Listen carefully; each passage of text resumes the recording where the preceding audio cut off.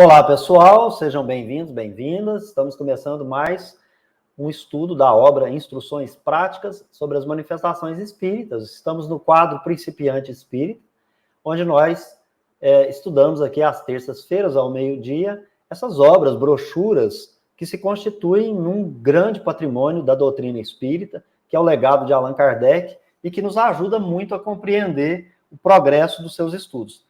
Nós estamos com o vocabulário espírita dessa obra, Instruções Práticas, e hoje nós trataremos da palavra fatalidade, mas tem aqui ao meu lado Lauro Rodrigues, vai pedir todas as ações para vocês aí. Passo para você, Laurinho. Olá, Beto, bom estar aqui com você que está participando conosco do estudo. É muito importante esse estudo do vocabulário espírita, porque nós vamos enxergar um significado segundo o Espiritismo. Né? Então, por exemplo, nós já falamos sobre a esfera, sobre êxtase, alma, porque tem vários significados, entendimentos, né, que nós precisamos trazer para dentro do Espiritismo, mas segundo o que ele nos explica, racionalmente falando. Mas antes de iniciarmos, então, aquele pedido de sempre, pedindo aí a você o apoio para se inscrever se ainda não fez. Se você quiser se tornar membro, é só você apertar o botãozinho Seja Membro. Está aqui na tela para você, caso você queira também, se não ser membro, ou contribuir com o valor que você puder, a chave Pix está aí. Pedimos a você para curtir, compartilhar, comentar, enfim, com todos os seus contatos, ativar o sininho de notificações. Esse apoio é muito importante para que o canal ganhe cada vez mais visibilidade através da plataforma do YouTube. Beto Ramos. Muito bem, Lauro Rodrigues, vamos lá para o nosso compartilhamento aqui, né? Opa, e, gente, eu consigo fazer tudo aqui, menos tirar o...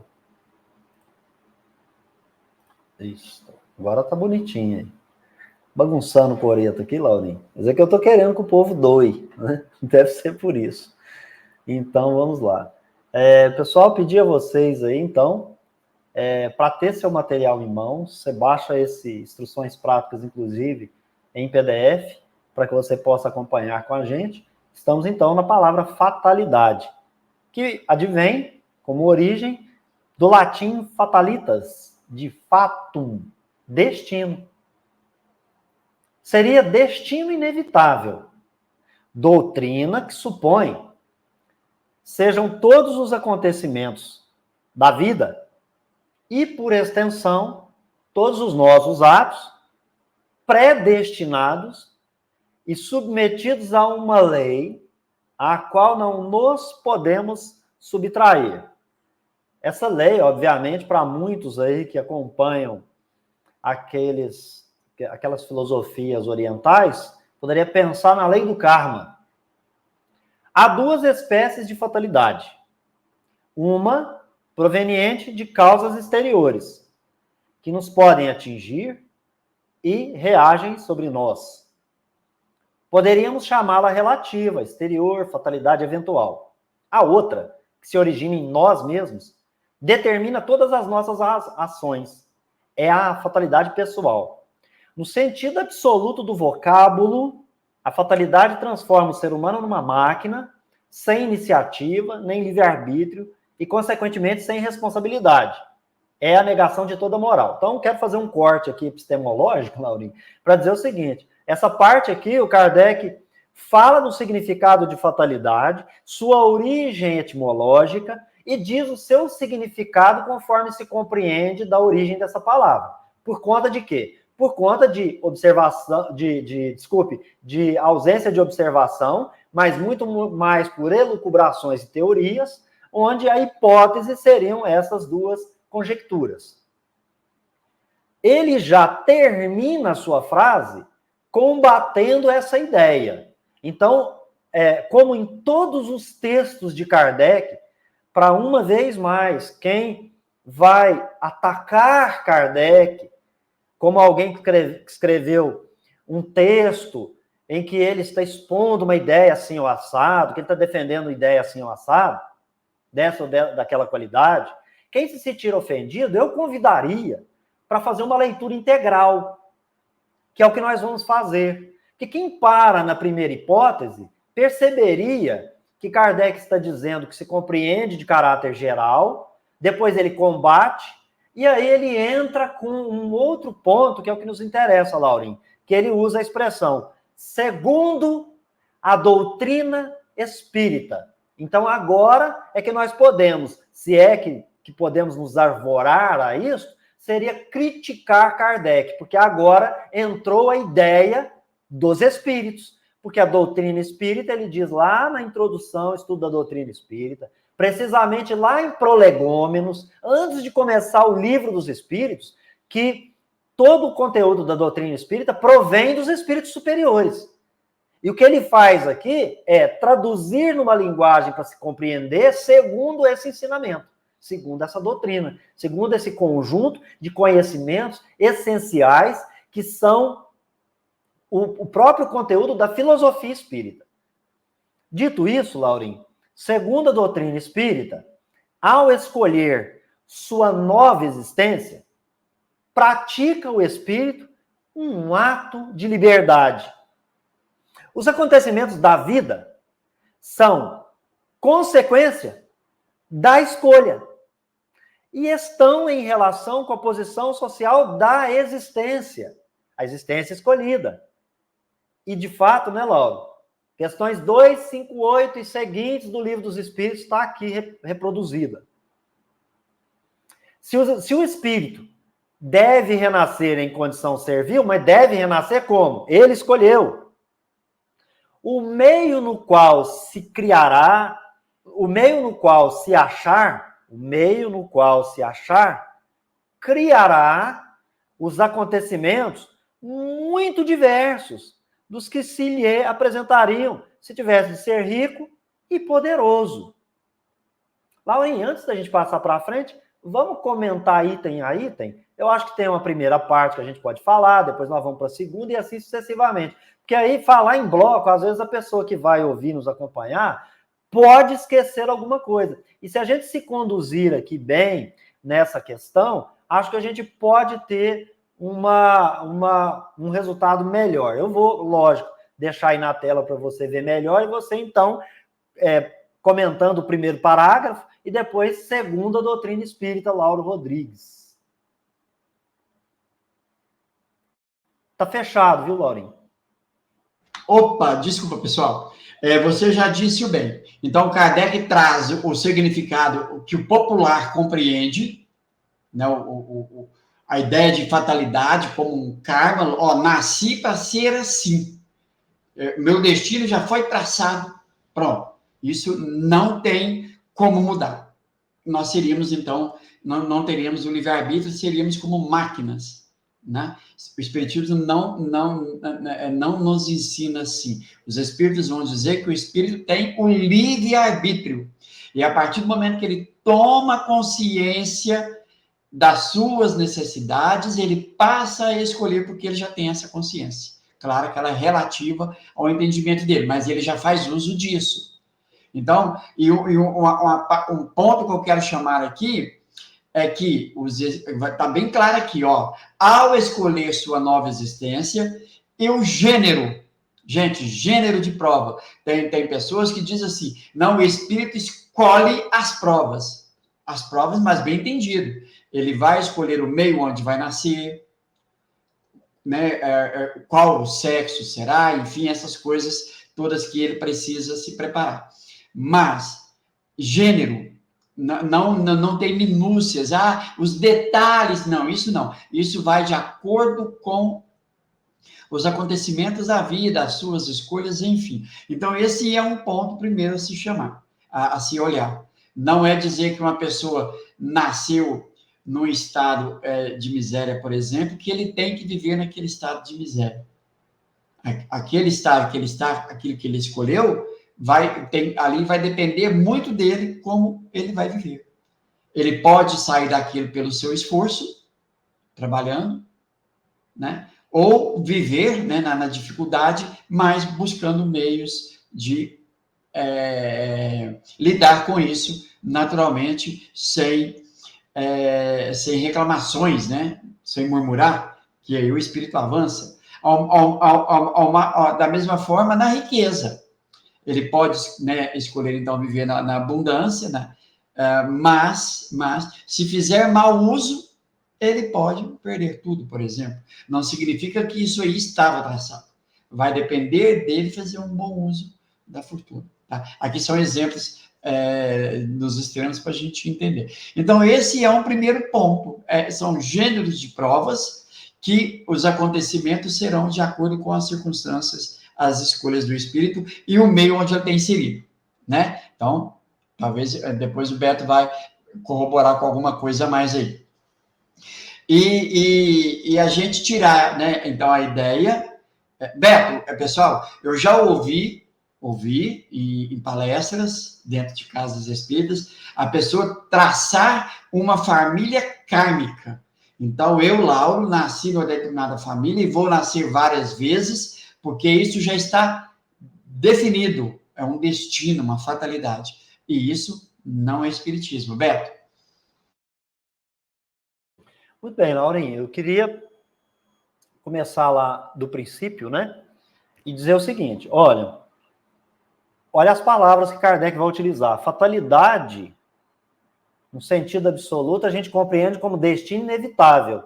Destino inevitável, pessoal, é lei de causa e efeito. É karma, lei do karma. Pergunta, há isso no Espiritismo? Então, onde eu encontro doutrina espírita? Nas obras de Kardec. Nas obras de Kardec, não existe lei de causa e efeito. Quando se trata dessas palavras causa e efeito, ele se reporta e explica no Evangelho segundo o Espiritismo que se trata de um axioma filosófico. Então, eu peço uma vez mais a generosidade dos detratores, dos adversários, dos inimigos do conhecimento, que estudem a diferença de lei com axioma. Porque senão a gente vai ficar num campo da pessoa, não gostou desse vídeo aqui porque eu falei disso, vai lá dar um dislike. Amigo, dê o dislike, faça seu comentário insolente, desrespeitoso, mas você não vai mudar os fatos. Não existe lei de causa e efeito no Espiritismo. Ah, mas o palestrante fulano escreveu, o médium fulano disse não sei o quê, nas obras do Espírito Cicrano. Pois é, mas nas obras espíritas não existe. E nas obras espíritas te ensina como ler essas obras que trazem as hipóteses falsas. Porque o espírito é ruim, mau, má vontade, leviano, zombeteiro? Não, porque ele não conhece leis que regem o mundo espiritual. E aí, se você ler a explicação da palavra fatalidade, onde o Kardec vai desenvolver no Livro dos Espíritos, na questão 872, se eu não estiver enganado, Laurinho, você pode até me corrigir, por favor, mas ele então vai trazer a explicação adequada. E aqui é o começo de sua atividade. Depois ele escreve mais tarde. E em seguida ele não muda. Então veja, não existe destino inevitável. E os espíritos vão explicar o que é inevitável e fatal é a escolha da prova. O espírito tem que escolher o gênero de prova. Isso é fatal para ele. Reencarnar, isso é fatal para ele. Ele é obrigado a reencarnar. Então alguém poderia dizer assim, qual que é a lei de causa e efeito para o espírito que reencarna? Ora, existe uma lei natural da reencarnação. Se ele é um espírito errante, logo ele deve encarnar. Portanto, é uma lei. Qual que é a causa? Ele ser um espírito ainda errante. Então, logo, existe uma causa. Ele tem imperfeições que precisam ser reparadas. Vou usar essa expressão aqui. O Laurinho pode me corrigir aí se quiser. E aí, então, a lei... Beleza, se você compreender que é isso, mas, gente, para por aí. Para por aí.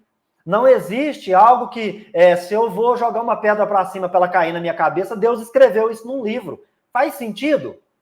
Por que Deus vai preocupar com eu jogar uma pedra para cima e cair na minha cabeça? Se o espírito é imortal, há uma imortalidade da alma, todos vão chegar a espírito puro, todos vão conhecer, ver Deus, compreender e ponto.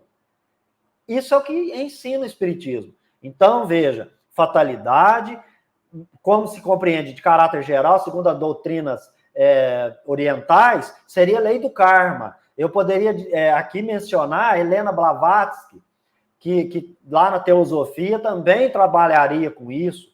Pessoal, ponto. Não há isso no Espiritismo. Por quê? Olha como é que começa o texto que está aí na tela. Segundo a doutrina espírita,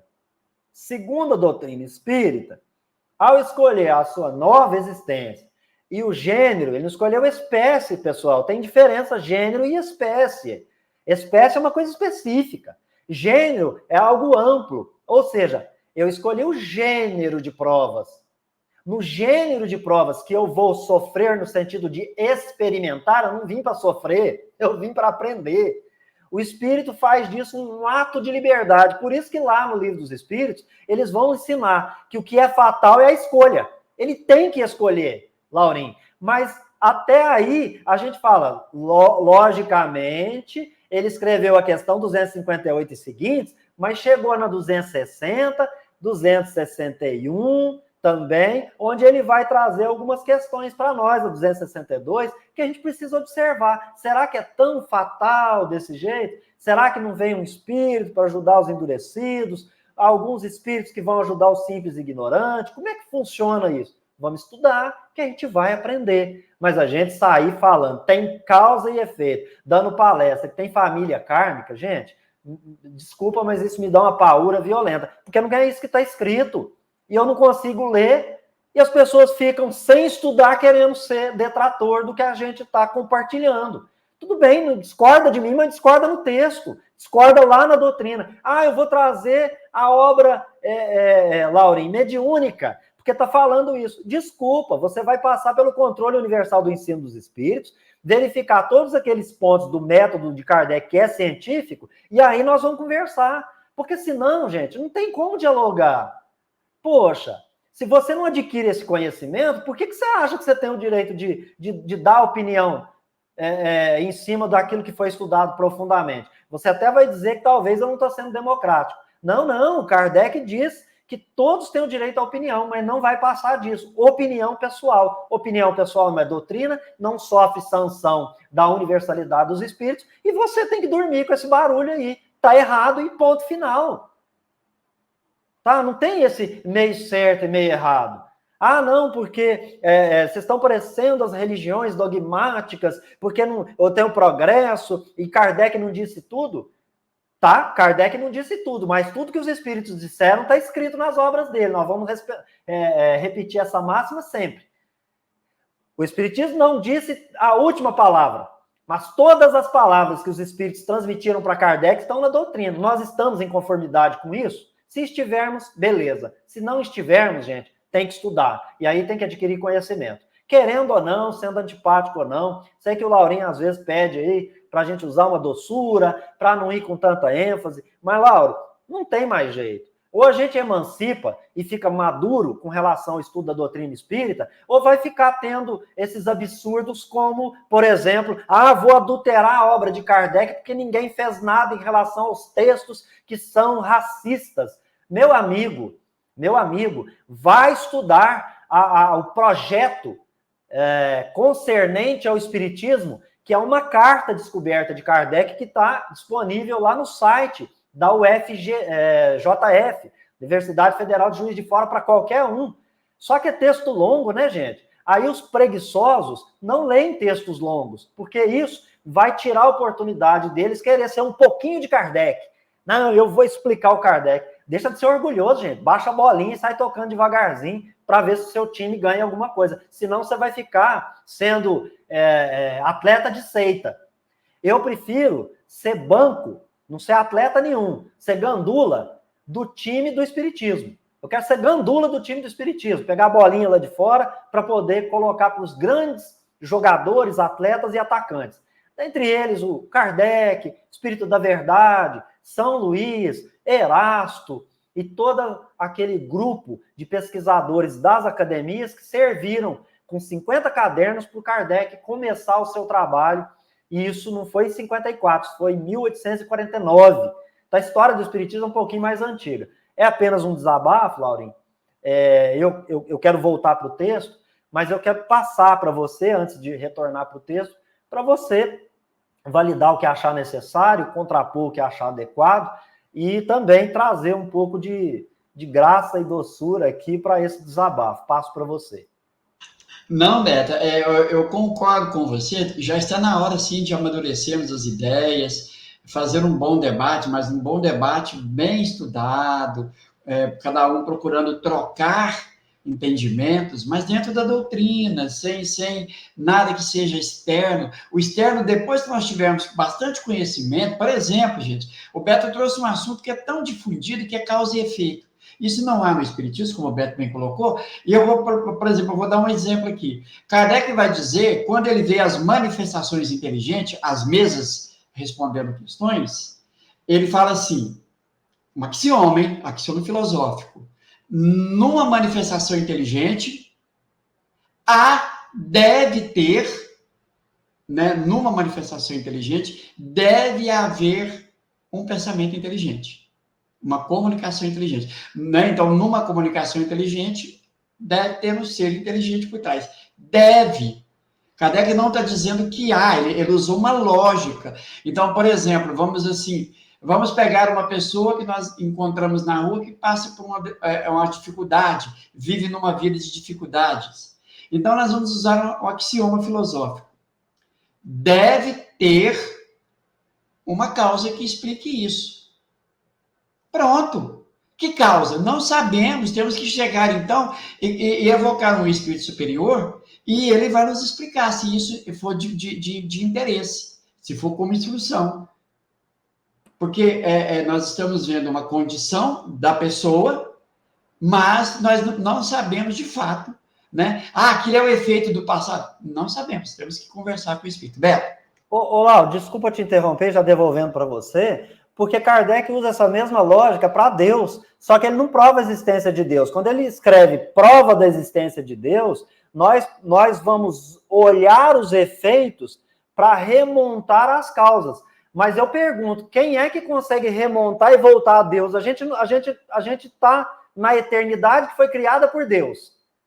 Eu apareci num dado momento, se é que eu posso me referir dessa maneira, da eternidade. Então, eu posso conjecturar, é metafísico. Então, se fosse lei, tudo seria explicado porque seria experimentado, observado. Isso não existe. Na metafísica, por exemplo, no laboratório do mundo espiritual, nós não experimentamos o mundo espiritual, Laurim. Porque as pessoas falam assim, o Kardec observou e provou mesmo. Mas como que ele provou? Ele usou seu perispírito para transportar elementos? Não, as coisas aconteceram com a ação dos espíritos. E ele foi estudar, investigar e observar, mas ele precisou dos espíritos, porque é eles que detêm o conhecimento para manipular os fluidos no mundo espiritual. Nós não fazemos isso. Então, é por isso que ele diz que a fé que precisa existir é racional. Então, por isso que tem muita gente que não crê no espiritismo, porque não consegue alcançar, não consegue raciocinar e deduzir o que foi deduzido por Kardec.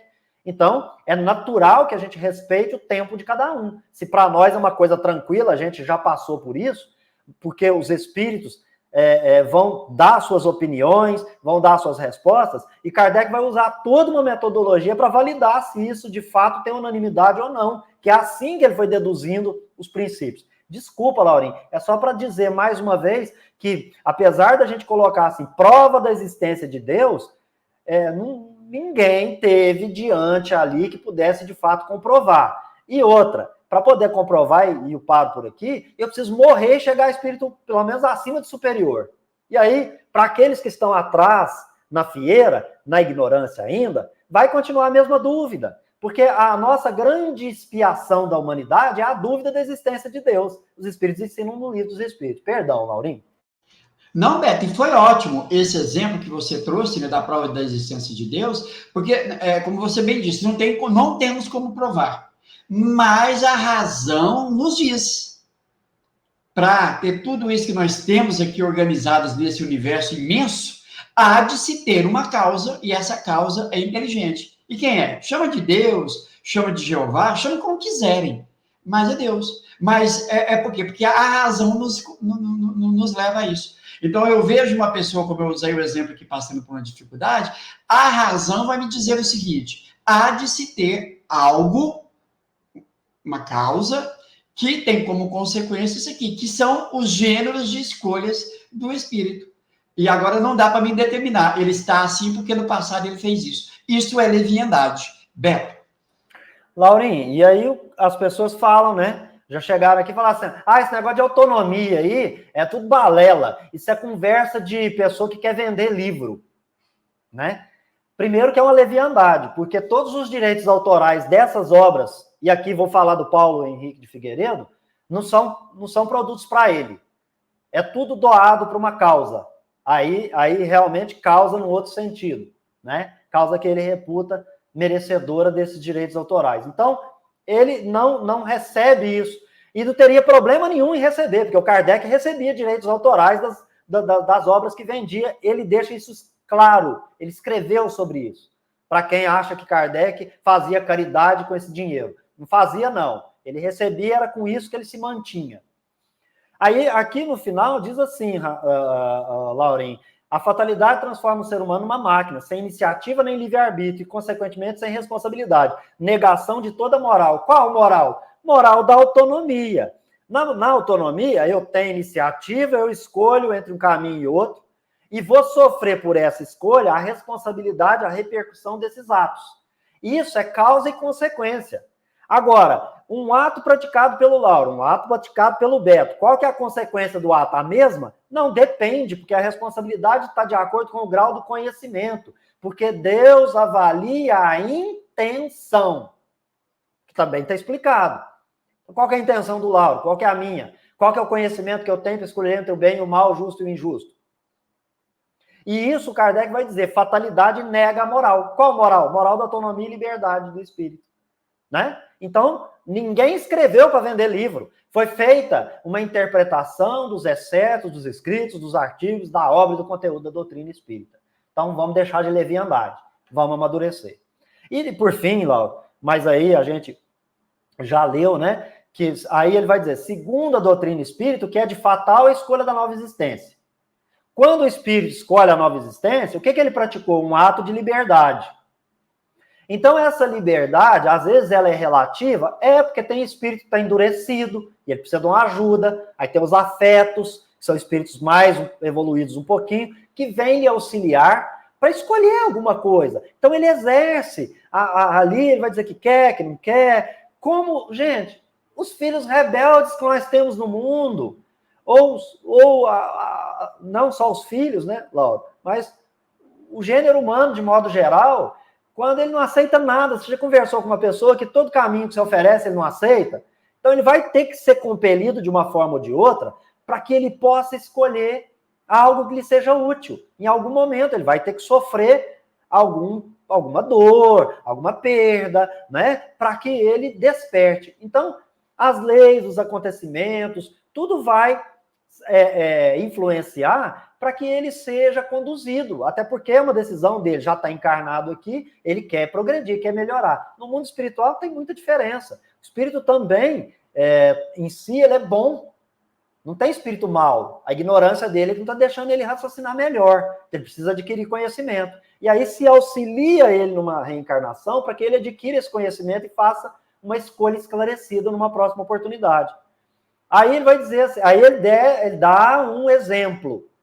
Se o espírito deve renascer em condição servil, deve como, né, Lauren? Deve como? Então, vou colocar na tela aqui. Ele escolheu no mundo espiritual essa condição. Então, se ele vai reencarnar ali, qual tipo de acontecimento que vai ser criado ali? Pelos seus atos, pelas suas escolhas?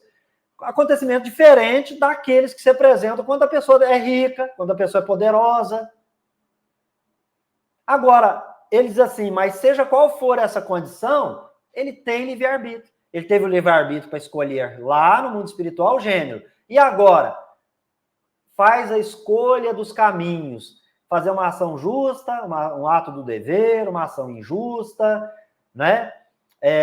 Levar em consideração seus desejos, seus impulsos, não ter uma vontade muito esclarecida. tem o bem e o mal, muitas vezes vai escolher o mal, porque acha que aquele mal ali, ele não compreende, é prazer, vai dar alguma coisa imediata para ele. Isso aí é aprendizado, né? Então, ele, em todos os atos de sua vontade, a vontade de ser esclarecida. Quanto mais esclarecida, melhor esse ato. Mais ele está chegando próximo do ato do dever. E aí ele não será fatalmente arrastado para nada. Entendeu, gente? Para nada. Ah, ele foi arrastado. Tadinho, ele era bom, mas foi arrastado. Foi as amizades que levou ele. Não, ele escolheu estar com essas amizades, viu, gente? Ele também, ó, o Kardec escrevendo, ele também não é arrastado a sofrer nem este, nem aquele acidente, Laurinho. Ah, estava marcado, tinha que morrer de carro. Mas se você não tivesse carro, como é que você ia morrer? Se você não tivesse aceitado a carona, como é que você ia morrer? Então, gente, não está marcado. O evento acontece por alguma coisa. Gente, tem tanta coisa, né? Um erro do mecânico, um erro do piloto, um erro do motorista, né? Um erro do outro que está trafegando lá do outro lado, alguém que dorme no volante. Imagina aí, tá? Então é muita coisa envolvida e nós estamos nesse meio para sofrer todas essas contingências que vão acontecer. Né? E aí, veja, pelo gênero de luta, ele tem a possibilidade de ser levado a certos atos ou encontrar certos obstáculos. Mas isso não está escrito, está dito que ele vai ser ocasionado infalivelmente, impreterivelmente, e que isso não possa ser evitado quando ele usa prudência e força de vontade, ou sua própria vontade, ou boa vontade. Né? Aí ele vai dizer assim, é por isso que Deus deu a capacidade para ele do raciocínio, ele usa a inteligência. Está lá, gente, nas questões 629 e seguintes também. Dá-se o mesmo que se fosse um homem que para chegar a um objetivo tivesse 3 caminhos a escolher, a montanha, a planície ou o mar. No primeiro, a possibilidade de encontrar pedras e precipícios. Na segunda, pântanos. E na terceira, tempestades.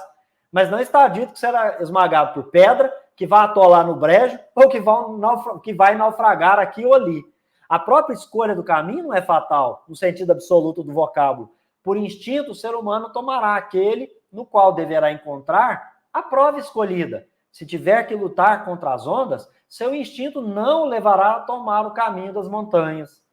Conforme o gênero de provas escolhidos pelo espírito, acha o ser humano exposto a certos problemas. Em consequência desses mesmos problemas, ele é submetido ao arrastamento aos quais deve subtrair-se, afastar-se ou se desincumbir. Aquele que comete um crime não é fatalmente levado a cometê-lo. Escolher um caminho de luta que a isso pode excitá-lo. Se ceder à tentação é pela fraqueza da vontade. Assim, o livre-arbítrio existe para o espírito no estado errante, na escolha que faz das provas, a que deve se submeter, e existe também na condição de encarnado nos atos da vida corpórea.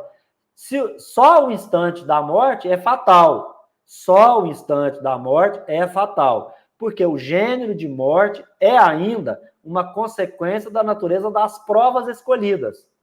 Então, lá no mundo espiritual, você escolheu um gênero de provas. Quais são os tipos de morte que pode, né, existir para esse gênero de provas? E também conforme você levou a vida. Porque 2 pessoas que escolheram o mesmo gênero de prova. Um é fumante, bebe inveterado. E o outro não é fumante, não bebe inveterado. Cuida da alimentação, enquanto o outro não cuida. Qual que é a chance de um morrer mais cedo do que o outro? Pode ser o contrário? Pode, porque aqui só o instante da morte é fatal. O instante da morte. Então, eu até não considero o tempo de vida. Porque o tempo de vida, inclusive para a humanidade, ao longo do desenvolvimento humano, ele foi aumentado. Nós estamos com né, Laura, uma possibilidade maior de vida. Mas eu falei demais, né? E aí, passo para você. Me parece que depois ele termina, né, Laurinho? Tal é o resumo da doutrina dos espíritos sobre fatalidade, né?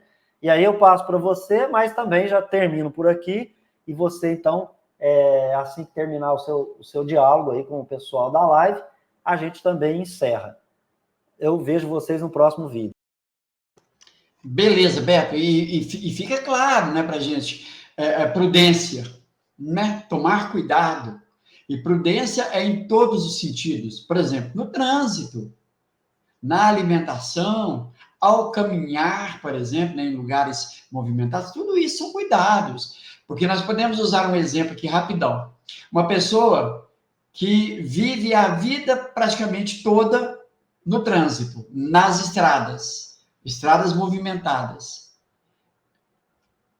Tudo poderia levar a crer que poderia, né, por ela estar nesse trânsito, sofrer um acidente. Isso é óbvio, porque está sempre em contato com isso. Mas, às vezes, por falta de prudência na alimentação, ela venha a ter problemas de saúde devido à alimentação e até morrer. Então, tudo é questão de prudência. Agora, a partir do momento que a gente se expõe na nossa vida, pode acontecer, os acontecimentos, né, são naturais, mas não é fatal. Não existe fatalidade nesse sentido, como já foi bem explicado aqui por Kardec e aquilo que o Beto trouxe. Então, é isso. Tirarmos a ideia de que o espírito nasceu para ser assim. Isso não existe, tá? Pode ser que ele nasça num corpo disforme, um corpo doente, e que a medicina, a nossa ciência, que não consegue reverter o quadro. Aí ele vai viver naquela condição, porque é uma condição física que ainda não tem cura. Porque se tiver, vai, e ele buscar os meios, vai encontrar a cura para a sua doença. Pessoal, muito obrigado a você. Então, nos vemos no próximo vídeo. Um abraço.